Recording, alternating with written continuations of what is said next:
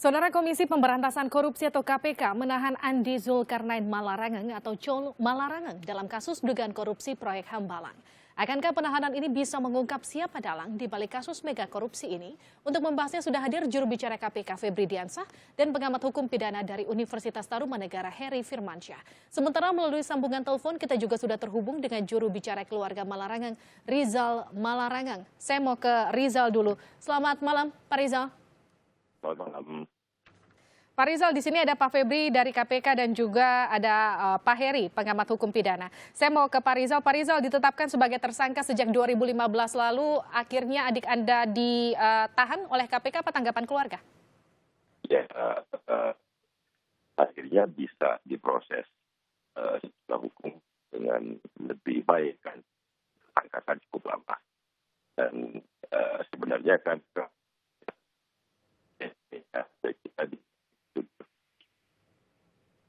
jawablah sebenarnya kan Hambalang sehingga adik saya proses lebih cepat dan dia siap menghadapi hukuman, dia siap menanggung kesalahannya, dia sudah mengakuinya membalikkan. Pak Rizal, mohon maaf, suara Anda terputus-putus di studio. Kami akan coba perbaiki sambungan Anda. Kita mau ke Pak Febri dulu. Pak Febri, apa yang mendorong KPK sehingga mempercepat kasus Hambalang di tahun ini? Ya, memang ada sejumlah penanganan perkara sejak sebelum tahun 2016 dan 2015 yang kita lakukan evaluasi kembali. Siapa saja pihak-pihak yang diduga terlibat. Nah, salah satunya adalah penanganan kasus Hambalang yang sebenarnya sudah kita mulai beberapa tahun sebelumnya. Ini adalah tersangka ke-6 yang kita proses dan sebagian besar itu 5 diantaranya sebenarnya sudah divonis bersalah di pengadilan. Jadi saya kira untuk kepastian hukum juga dan kami sudah memiliki bukti yang lebih dari cukup untuk kemudian melakukan tahapan berikutnya yaitu proses penahanan. Nah, dalam proses penahanan ini akan dilakukan kegiatan-kegiatan di penyidikan seperti pemeriksaan tersangka, pemeriksaan saksi atau kegiatan lain yang dibutuhkan. Kita berharap dalam waktu yang lebih cepat bisa menangani perkara ini untuk tersangka AZM yang sudah kita tahan. Namun tidak tertutup kemungkinan karena kalau melihat konstruksi besar dari indikasi korupsi pembangunan proyek Hambalang ini sebenarnya ada sejumlah pihak yang diduga terkait dan fase-fasenya itu pun bisa kita simak mulai soal di proses birokrasinya ketika pada saat itu tanah masih belum selesai persoalannya, kemudian ada pertemuan-pertemuan dengan sejumlah anggota DPR, ada indikasi fee proyek untuk sejumlah pihak, termasuk juga salah satunya adalah mantan Ketua Umum Partai Demokrat Anas Urbaningrum yang juga sudah divonis bersalah, sampai dengan status pembangunan Hambalang saat ini yang tentu juga jadi PR bagi kita semua. Mas Febri, sejumlah pihak yang diduga terkait. Saya mengambil kalimat dari yang Anda katakan. Artinya akankah ada nama-nama baru yang juga akan diperiksa dan ditetapkan sebagai tersangka oleh KPK? Sejauh ini tentu KPK fokus pada satu tersangka yang sudah ditetapkan dan kemudian ditahan. Kami akan lakukan pemeriksaan-pemeriksaan dan pendalaman informasi tentu kita lakukan. Bahwa nanti dalam pendalaman informasi kita menemukan misalnya bukti permulaan yang cukup, minimal 2 alat bukti menurut Undang-Undang 30 tahun 2002, maka tidak tertutup kemungkinan kemudian ada penyidikan baru yang dilakukan.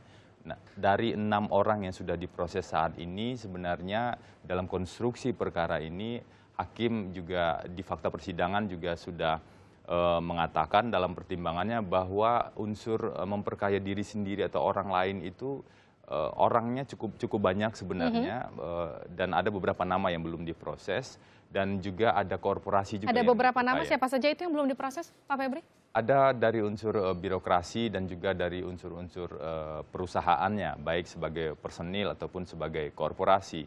Tentu nanti kita akan pilah sejauh mana pihak-pihak tersebut memang bisa ditangani dalam konstruksi perbuatan bersama-sama. Dari birokrat dan juga korporasi, sebelum saya masuk ke lebih dalam lagi, saya mencoba untuk kembali menghubungi Pak Rizal Malarangeng. Pak Rizal?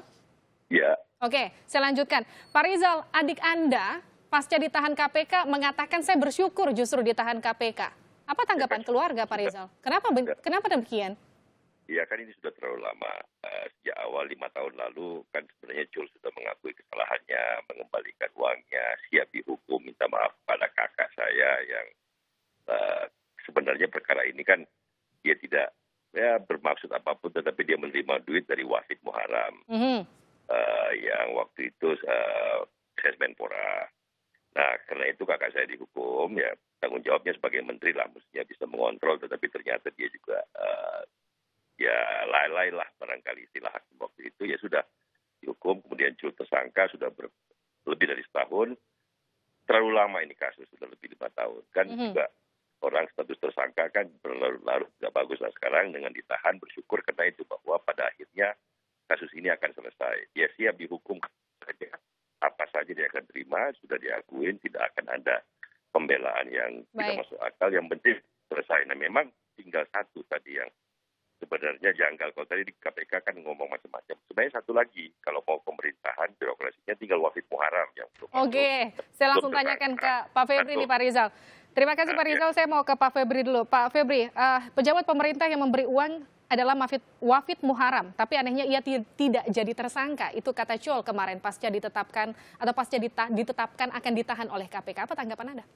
Sampai saat ini tentu kami bisa katakan bahwa tidak tertutup kemungkinan ada tersangka yang Ini kan baru. salah satu nama yang tadi baru saja Anda katakan dari birokrat ataupun dari korporat? Ada beberapa nama dalam fakta persidangan yang muncul memang terkait dengan indikasi memperkaya diri sendiri atau orang lain, karena ini adalah salah satu unsur pasal yang memang harus dibuktikan dalam perkara ini.